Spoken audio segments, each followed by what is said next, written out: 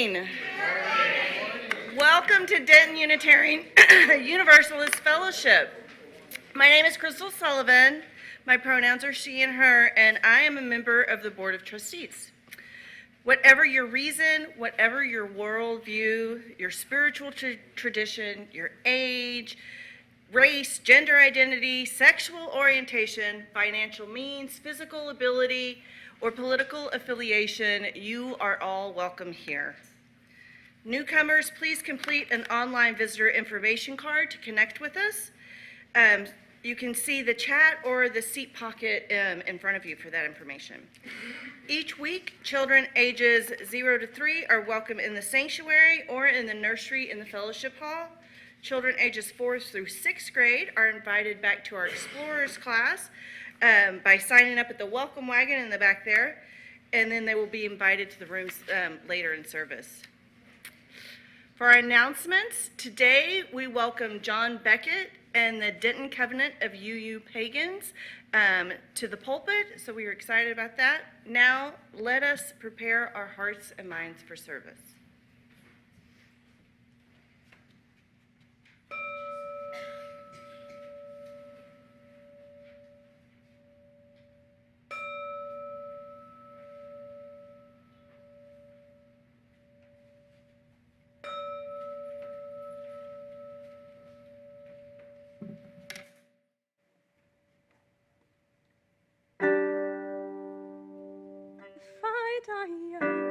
Bury me in satin, lay me down on a bed of roses, sink me in the river at dawn, take me away with the words of a love song.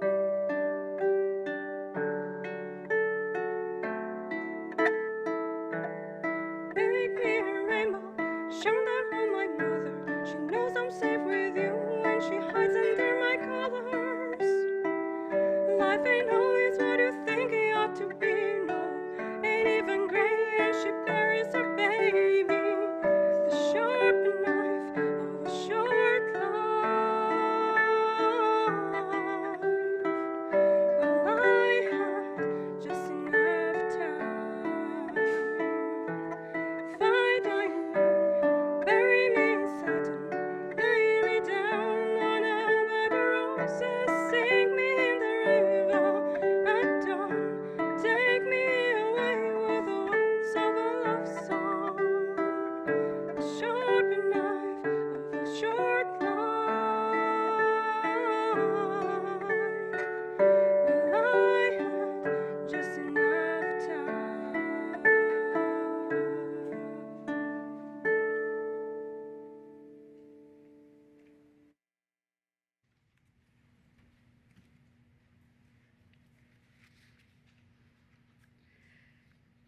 Our call to worship is from William Penn, who was a Quaker and the founder of Pennsylvania. It is called Union of Friends and was written around 1682. They that love beyond the world cannot be separated by it. Death cannot kill what never dies, nor can spirits ever be divided that love and live in the same divine principle, the root and record of their friendship. If absence be not death, neither is theirs. Death is but crossing the world, as friends do the seas. They live in one another still. For they must needs be present, that love and live in that which is omnipresent. In this divine glass they see face to face, and their converse is free as well as pure. This is the comfort of friends, that though they may be said to die, yet their friendship and society are, in the best sense, ever present because they are immortal. And I now invite John Beckett and Tessa to come up and light our tracks.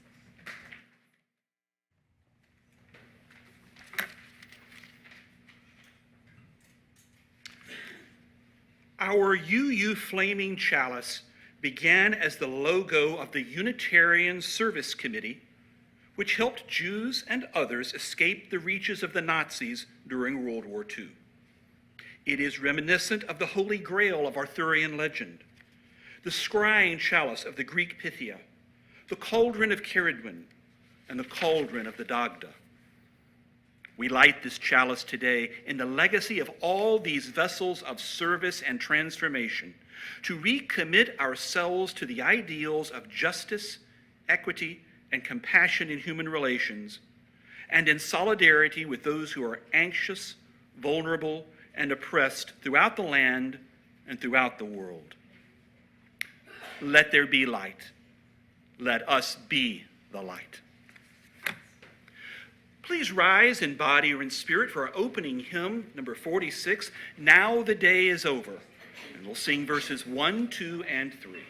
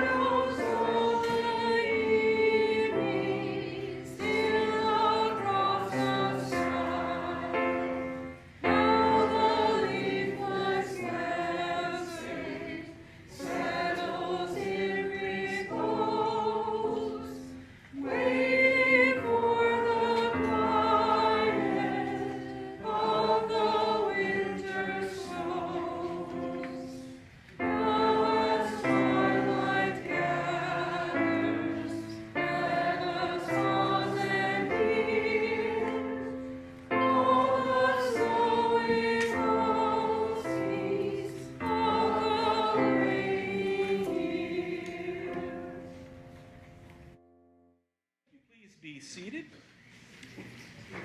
Now we would like to invite our children to come forward for our Story for All Ages. Story for all ages. I would invite the young of heart to come forward too, if y'all, you don't have to be like under 12 or 20 or 42.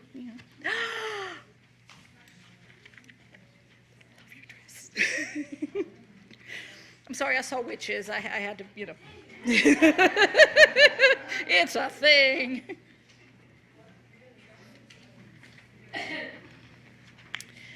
So our story today is a book called Lifetimes.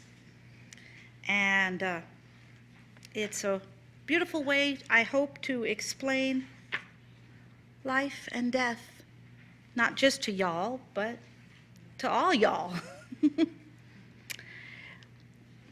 There is a beginning and an ending to everything that is alive. In between is living. All around us, everywhere, beginnings and endings are going on all the time, with living in between. This is true for all living things, for plants, for people, for birds, for fish, for trees, for animals, even for the tiniest insect. Nothing that is alive goes on living forever. How long it lives depends on what it is and what happens while it's living. Sometimes things become ill or they get hurt. Mostly, of course, they get better again. But there are times when they are so badly hurt or they are so ill that they die because they can no longer stay alive. And this can happen when they are young or old or anywhere in between. It may be sad, but it is the way of all things. And it is true for everything that is alive. For plants and people, for birds, for fish, for trees, for animals, even for the tiniest insect. There are lots of living things in our world. Each one has its own special lifetime. Repeat. Trees that are tall and strong grow slowly, standing in the sunshine and in the rain. Some of them live for a very long time indeed, as long as 100 years or more. That is their lifetime. Rabbits and mice grow up in only a few weeks.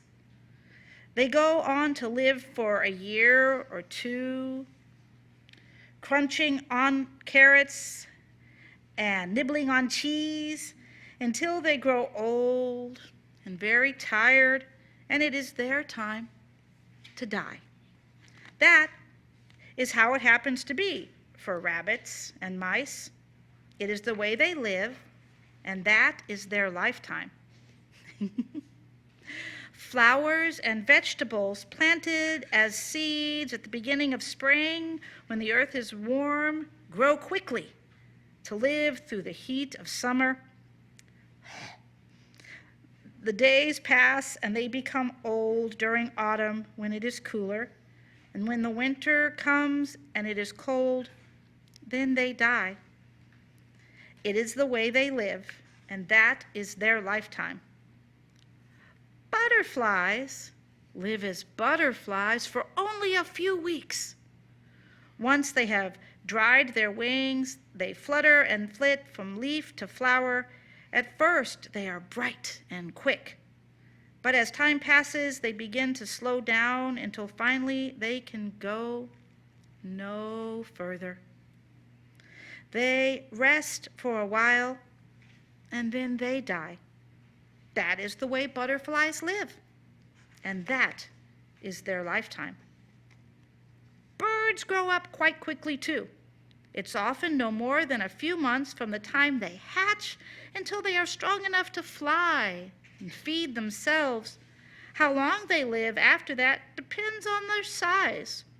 Mostly, the bigger they are, the longer they will live. That is the way birds live. Some for as long as 50 years or longer, others for no more than 2 or 3. But however long their lifetime,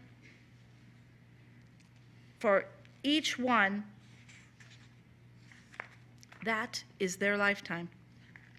Fish swimming in lakes and rivers or in the sea can be so tiny it's hard to tell that they are there at all, or so big that the only way to describe them is enormous. Again, as far as we know, it seems like the smaller they are, the shorter will be their lifetime. But that is how it is for fish. Their lives can be as little as a day or so, or as long as 80 or 90 years. It is the way they live, and those are their lifetimes. And people? Well, like everything else that is alive, people have lifetimes too. They live for about 60 or 70 years. Sometimes even longer. Hooray! Doing all the things that people do, like growing up and being grown up, it can happen, though, just as it does with all other living things. People become ill or they get hurt. Mostly, of course, they get better again. But there are times when they are so badly hurt or they are so ill that they die because they can no longer stay alive. It may be sad, but that is how it is for people. It is the way they live, and it is their lifetime. So, no matter how long they are or how short lifetimes are really, all the same, they have beginnings and endings, and there is living in between. That is how things are for plants and people, for birds and fish, for animals, even for the tiniest insect everywhere. You only get one lifetime. Maybe. But that's another story for another time. So, I am pretty sure that Miss Vibe has a lot more planned for you all today than this. Who wants to light the chalice for me? I see 3 hands right here. Okay. Who lit it last week? Are you guys, none of it? Okay. Did you did last week? Okay, then I'm gonna let somebody else do it this week. Let's let you guys. Y'all, come on up. Okay. You gonna help? You wanna help? You wanna help? Who's helping? Come on. All right. Jeremiah, how about you? Because you only have one hand free. How about you hold that? And if you all would say with me the lines in your order of service or on the screen. This is our chalice of love and of light, uniting you use by day and by night.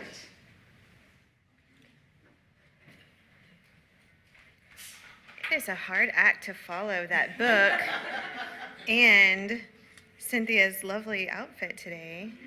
And I love seeing all the children dressed up. We had questions like, is it okay to be a witch or the Grim Reaper at church? And, if you can't be that here, I don't know where you could be that. So my name is Marissa Abbey, and I was asked to share a little bit about myself this morning and my connection with DOOF during this stewardship season. I see some new people in the room, so when I say DOOF, it's Denton Unitarian Universalist Fellowship. That's just our little acronym for DOOF.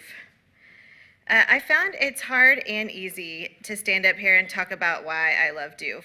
It's hard because there are so many reasons, and to try to narrow down my feelings into words is difficult. But it's easy because what is not to love about this place? But I've been thinking about what to say over the last few weeks, and the thing that keeps coming into my mind over and over is connection and community. Many of us share a common past truth, that we came from religious or spiritual communities that were not fully invested in us as authentic individuals. I remember vividly the first few times my family and I attended worship here, and the loving energy of the space and the people were overwhelming. Frankly, there were times in the service that I cried knowing that we had found a home. And I can't stress how important this is for me and likely for others. So often we grow through our lives with an illusion of connection. Our connection on social media, with our neighbors, with our coworkers. We believe we have connections when we really only have contact. But here at DOOF, we are encouraged to bring our authentic selves and to engage in deep, meaningful practices, deep listening, storytelling, activism. And what's better, we get to do this as who we really are, underneath the masks that we wear outside. Yeah, it can be vulnerable, but this deep connection creates a culture of belonging where people are valued and seen. We realize we are not alone. We realize we are enough just as we are. So that's amazing. But that is not all that Doof is to me. On top of all this wonderful connection, or maybe interspersed and oozing out, is a commitment to developing our spiritual selves. Yes, we can sit at home and read a book on Buddhism, or John Beckett's latest blog post about the lessons Samhain has for us today, or listen to a podcast about neurobiology and its connection to our intuition. But the difference at Doof is we sit with these thought-provoking ideas together, each digesting the information and knowledge with one another to form a spiritual integral practice. We are guided by various scholars, and in this way, our spiritual journeys form interconnected webs that meaningfully impact us. I can see that after the service when I look into your eyes, and in conversation during coffee hour or in book clubs. So zoom out of that gaze, and you can not only see the importance of this space, but the people that make it happen. It is Sunny and the worship team who constantly find spiritual journeys to share with us. It's Kathy and our talented musicians who help us use our sense of sound to deepen our journey. It's the volunteers who teach the children at their own level and pace, Nancy and Kobe, who keep our adult groups alive, Hal and the tech team, who allow others very far and wide to join us, and the board, who spends God knows how many hours making it happen, and on and on and on. Stewardship is not about giving financially, although without financial gifts, we would not be able to make it happen. But equally as important is the time and energy we give to transform this building into the loving space that it is. So I'm asking you right now, as the stewardship drive is coming to a close, what is your superpower? And how can you use it here? On the pledge form, and I meant to have one up here, but I can, if you see me after, I'll show you. You can indicate how you want to be involved and add any financial contribution you can provide. Please know that the programs that we make for next year and the staff decisions are based on the information we receive on the pledge form.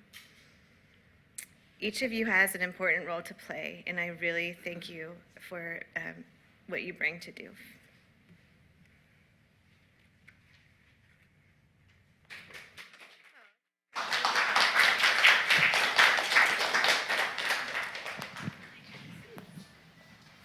Okay, I got a minute of things to say real quick. Good morning, good morning.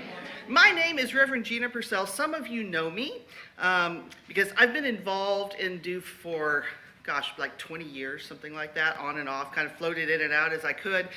Those of you who do not know me, I am your on-call pastoral care minister now. Thank you. When we made the transition from a pastor-led church to a lay-led church, can't talk this morning, the board recognized that from time to time, there are situations that call for an official clergy person. And so they approached me, and we went into covenant together so that I can help support the fellowship in those times. I am a board-certified chaplain, and so pastoral care is what I do, and it's what I'm passionate about. And I am privileged this morning to be able to talk with you for just a minute about our pastoral care team. How many people here knew we had a pastoral care team? Raise your hand. Okay, so people read the church newsletter. I'm happy about that. That's awesome. Do y'all remember the quote, and I'm probably going to butcher it. Ram Dass said, we are just walking each other home, or some version of that. Part of what we do as community is to take care of each other. And I think you read my notes before you stood up and spoke. We want to be present with each other, to know so we're not alone in this world. We rejoice with each other in happy times. We love and support each other through the rough times. And the pastoral care team's role is to help facilitate all of the extra emotional, social, and spiritual support when it's needed in the community. We provide resources to help people with practical needs, sometimes organizing a meal train for someone who's just had surgery, or if there's a new baby born and mom and dad would much rather have, or parents would much rather have a nap than cook dinner, we can help with that. We can help people connect to get rides. If they need a ride to the doctor, they've just had surgery, or car broke down, we need somebody to help get us from point A to point B. We can help facilitate that. If you need a ride to church, we can help facilitate that. Do what? To vote? Oh, to vote, yes. If you need a ride to vote, we'll definitely help with that. There's lots of folks that are willing to help with that. We're available to send, and often Nancy will send cards and notes to people if they're having a rough time. And having been the recipient of that from time to time, if I went through a COVID battle, I had some other things going on, and lo and behold, in my mailbox was a note from Nancy saying, we're thinking about you, we love you, we hope you're doing okay. And it was wonderful, it lifted my spirits. So we do that for folks from time to time, just so they know we're thinking about them. We are available to listen when life just gets out of sorts, because sometimes it does, and you need a safe space to be able to vent or to be able to process. And there's so much more that we do, and we're always happy to do that. So I want to take a minute and introduce you to your core team. So myself, Nancy Fire, raise your hand and wave. Kobe Condry is way in the back. And then Ren Olschlager. Is Ren here today? Oh, no, her son just got married, so she's off celebrating with him, I know. So, but Ren Olschlager, and then, so we are here for you. If you have spiritual or emotional or practical needs, please reach out to us. We have sympathetic ears, we have strong shoulders to lean on, and we have lots of resources available to you. So our email is listed in the newsletter. It is pastoralcare@dentonuuf.org. And also, I am available to meet one-on-one with folks as needed. I know holiday season's approaching. It has its fair shares of joy and stress and sadness. And if you need some decompression space, reach out through the email or call the church office, and they can put you in touch with me directly. So.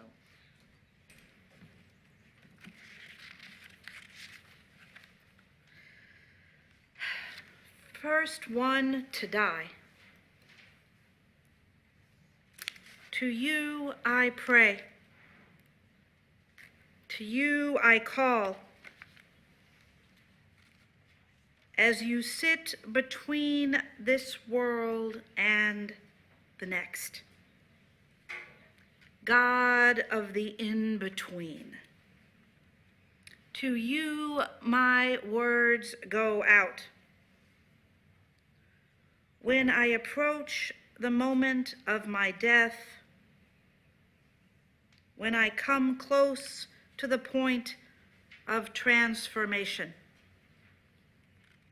when I grow near to the time of ending, I ask your help. Grant me the courage to do what I must do. Grant me the wisdom to understand its necessity. Grant me the peace that you have found, the peace that is found in the land between the worlds.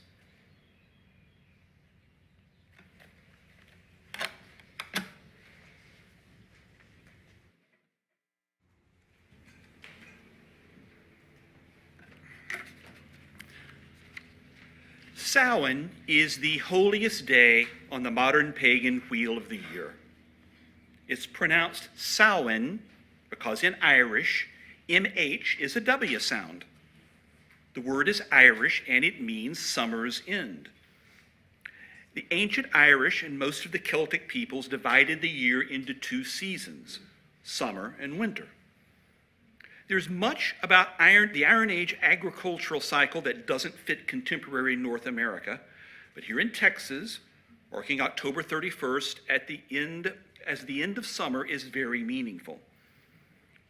This summer was not exceptionally hot, but it has been very long, and I trust we are about to see its end. Sadly, we still occasionally see people saying that Samhain is named for Samhain, the Celtic god of death. There is no god of death in Ireland or in any of the other Celtic lands. This misinformation was started by 19th century English evangelical fundamentalists who were trying to portray the Catholic Irish, whose country they still controlled and oppressed, as primitive and demonic. When early Christians established November 1st as All Saints' Day and November 2nd as All Souls' Day, October 31st became All Hallows' Eve, and in parts of Europe, ancient Samhain customs such as carving turnips were incorporated into Halloween. Pumpkins are a New World plant.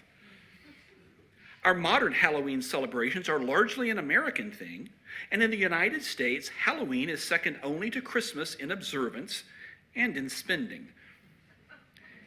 In our time, Samhain is celebrated as the final harvest and the thinning of the veil between the worlds. It's a time to remember and honor our ancestors of blood and our ancestors of spirit.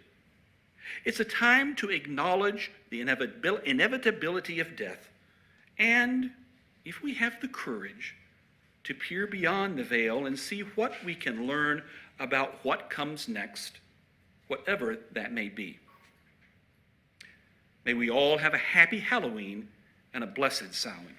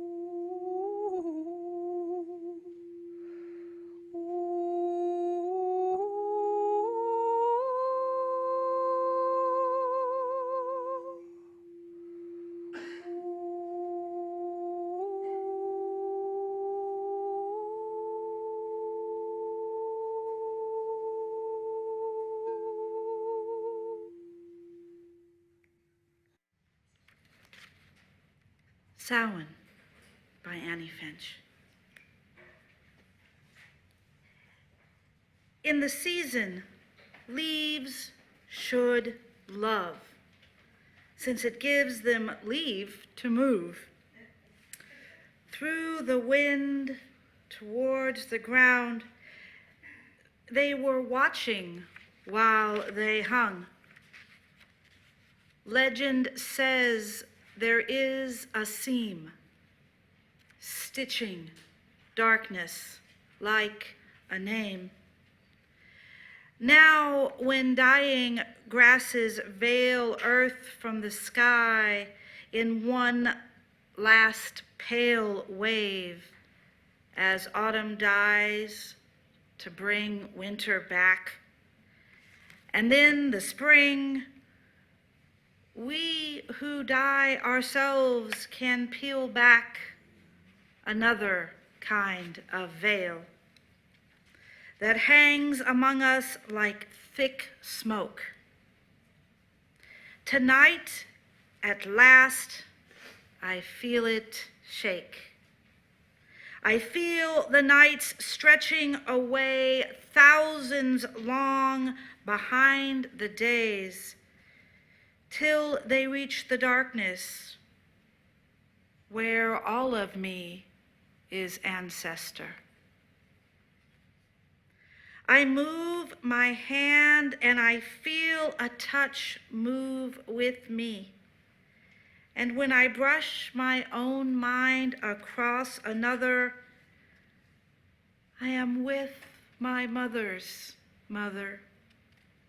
Sure as footsteps in my waiting self, I find her and she brings arms that carry answers for me. Intimates awaiting bounty, carry me. She leaves this trail through a shudder of the veil and leaves like amber where she stays, a gift for her perpetual gaze.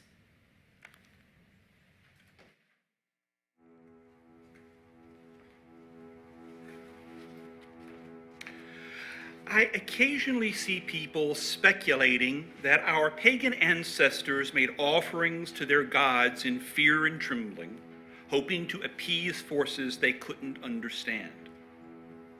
Our pagan ancestors were a lot smarter than that. They recognized that they had been blessed with good crops, good fortune, and good friends, and they gave in joy and thanksgiving. We who have been blessed beyond their wildest imagination have the opportunity to do likewise. Our second offering recipient today is the Doof Pastoral Care Fund. Please see the chat or order of service for ways to give. Our morning offering will now be gratefully received.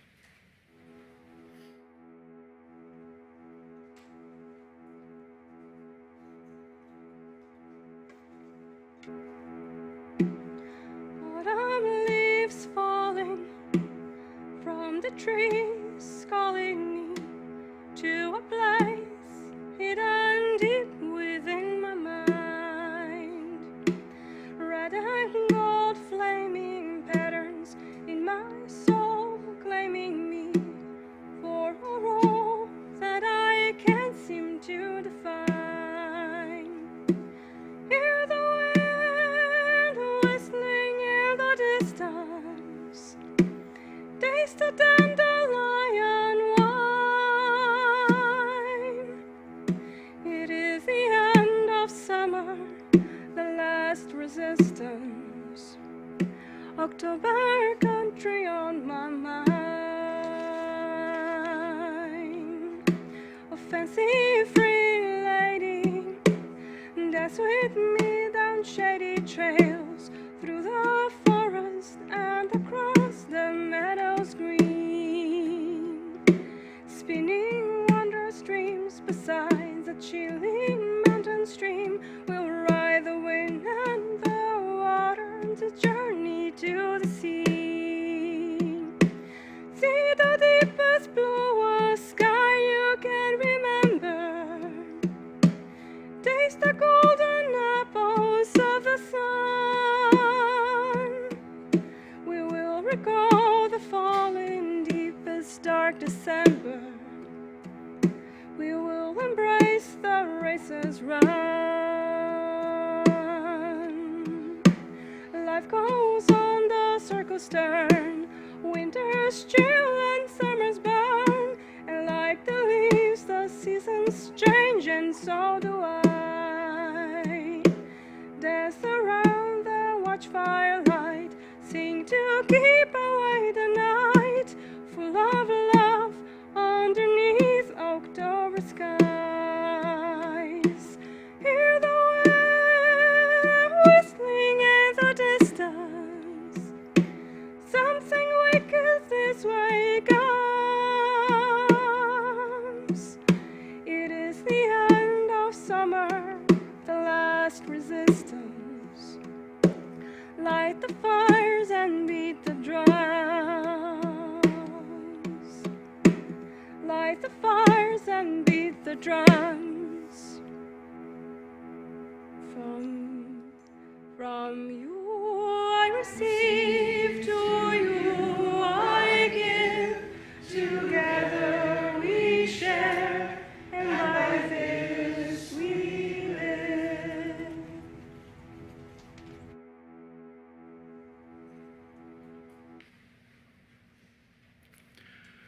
To be human is to be aware that we are alive and also to be aware that someday we will die. I can't find the source for that quote. It's not mine. But it's absolutely true. There is evidence that some other species understand the concept of death.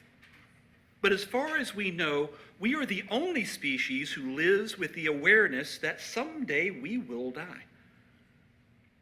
We are born innocent and unaware. As early as a few months, we become aware that we exist. Later, we begin to develop memories and a sense of identity. We learn that we're going to grow and change. And then at some point, we realize that someday all that will end.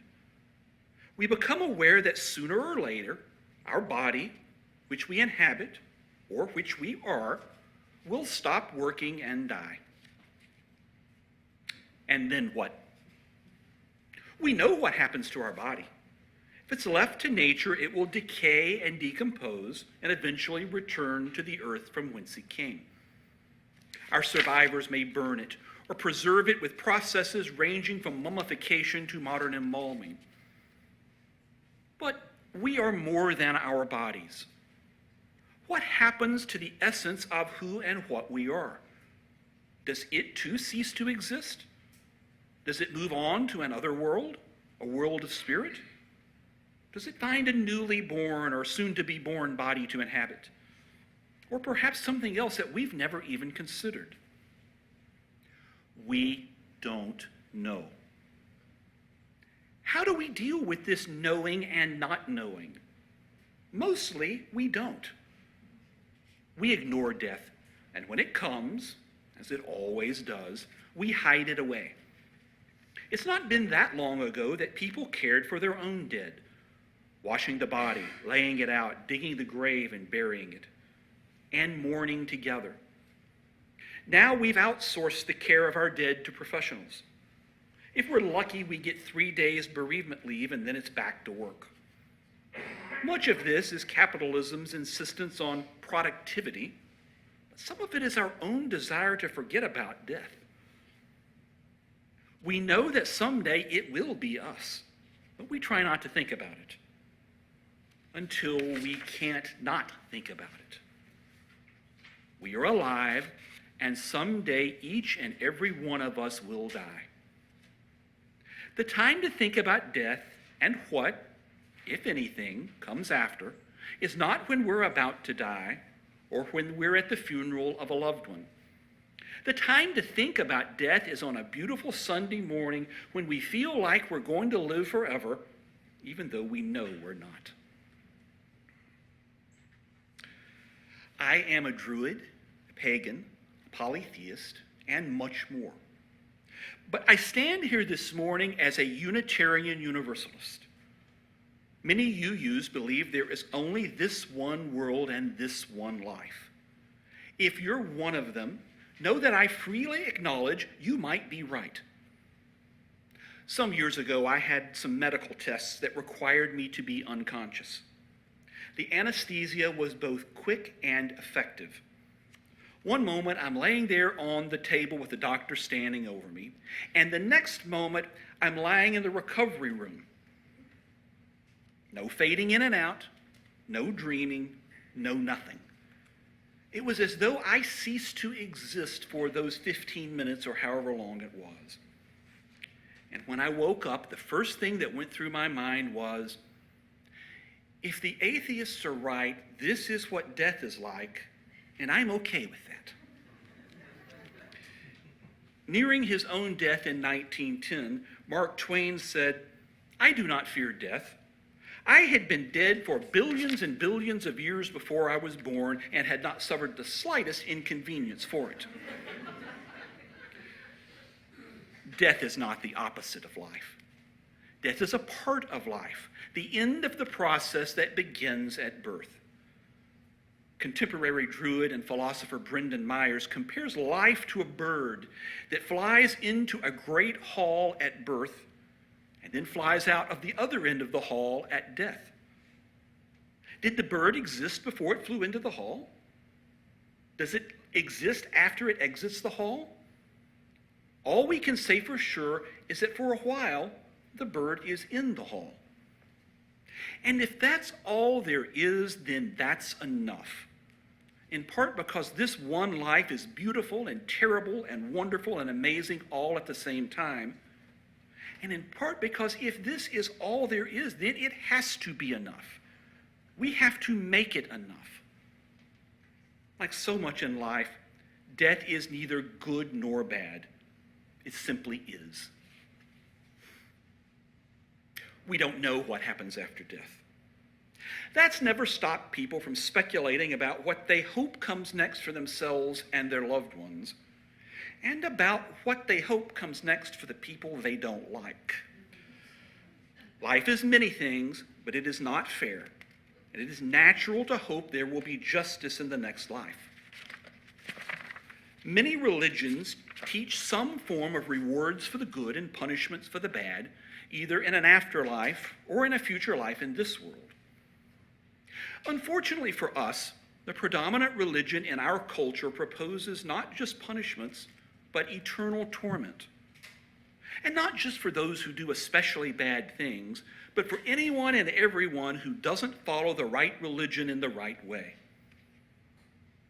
Many people are afraid of death because they're afraid they might go to hell.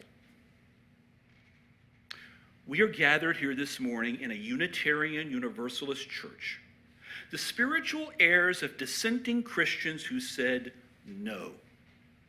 Unitarians taught the unity of God and the humanity of Jesus. Universalists taught that all will be reconciled to God. Both arose in opposition to the kind of Christianity that threatens people with hellfire, and especially to the Calvinist Christianity that says some are predestined for hell and that God is good for saving some and damning others. I'm a polytheist who accepts the reality of all the gods, but I see the God of Calvinism as a mad deity who the other gods mostly ignore, and I do the same. The idea that people born in countries where Christianity predominates have a great chance of finding their way to heaven, while those born in countries where other religions predominate are virtually assured to go to hell, was my first hint that what I was being taught in the fundamentalist church could not be right. A God who would set up such a system is neither all good nor all wise, and is certainly not all loving. Many Christians agree, and today many mainline Protestants and some Catholics are Universalists in all but name. So are many non-fundamentalist Muslims. Some religions, including some pagan religions, teach that the afterlife may involve some unpleasant lessons, as does this life. But the idea of eternal damnation is taught only by the most conservative sects of a few religions, and I do not fear it. And neither did our Unitarian and Universalist predecessors. I stand here this morning on the shoulders of John Murray, who told preachers to give them not hell, but hope and courage. Death is coming for us all. Let us face it not with fear, but with hope and courage. Why should we have hope? Why should we think we might live on after death? Materialists, people who believe that matter and the interactions of matter are all that exists or that can exist, insist that what we call consciousness is a product of brain activity, and so when the brain dies, consciousness dies. Animists, people who believe that everything is not a thing but a person, point out that trees respond to their environment. They communicate with other trees. They do their own things for their own reasons. They demonstrate autonomy. Trees have mind. A tree mind is not a human mind, but it is a mind. And thus we can say that trees have consciousness. And if trees have consciousness, then consciousness cannot come from the brain because trees don't have brains. Materialists claim that consciousness comes from matter. Animists argue that matter comes from consciousness. And if matter comes from consciousness, then it is reasonable to assume that consciousness lives on after the brain and the rest of the body are dead. Beyond that, there are countless stories of past life experiences, and some of them are too precise and verifiable to simply dismiss. They don't prove anything, but they point towards something more than just the material world. Virtually every culture has stories of an afterlife or another world. Are they all expressions of wishful thinking? Or do they point, however vaguely, towards something more? Virtually every culture has stories of communication with the dead, of ghosts and spirits. So do more people in this country here and now than you might think. Many, perhaps most of us, have experiences that indicate there's something more.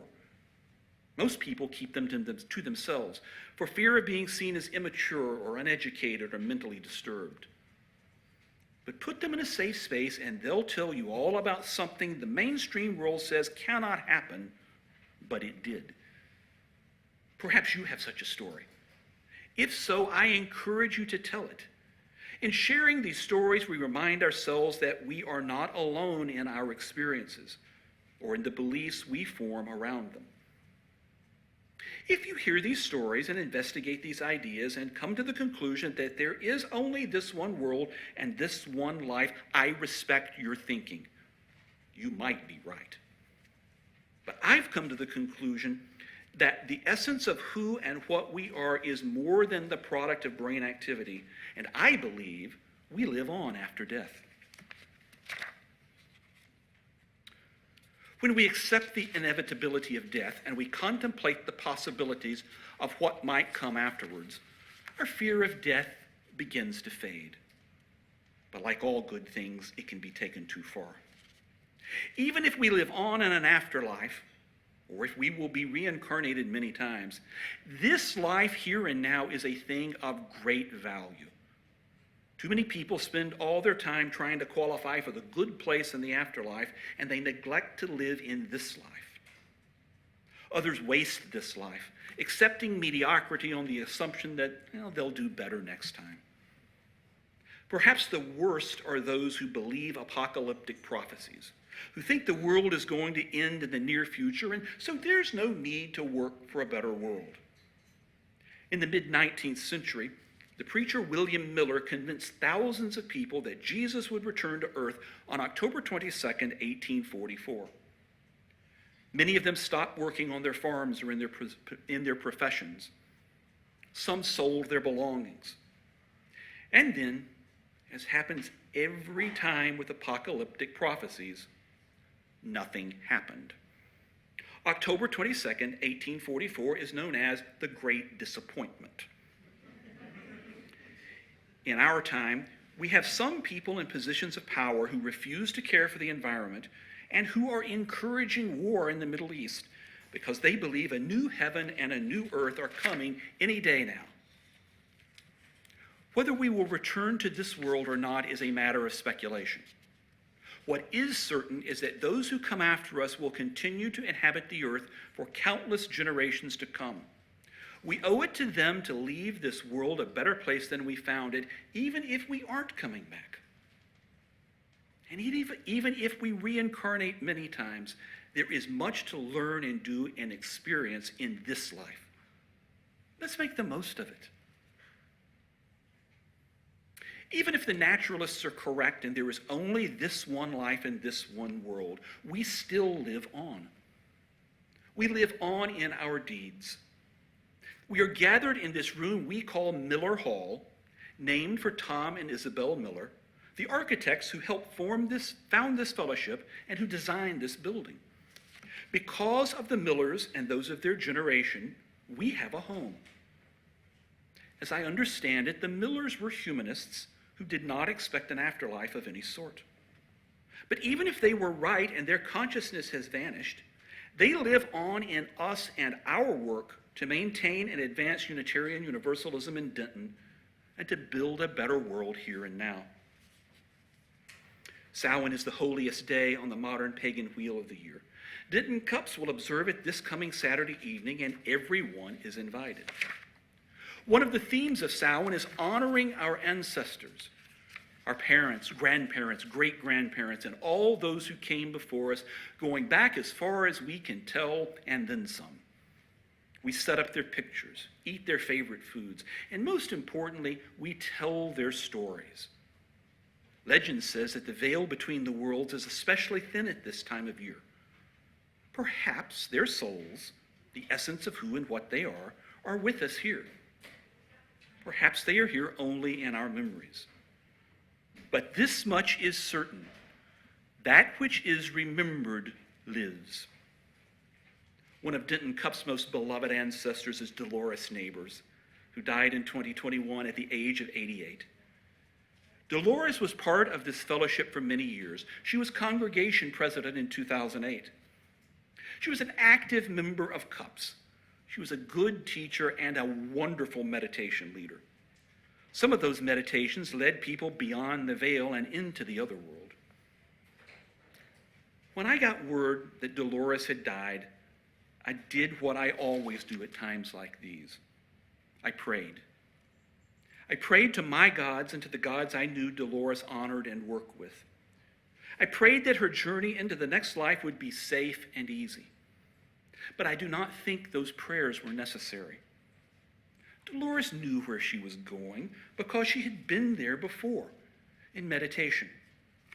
And there were people there ready to greet her because she always remembered them while she was here.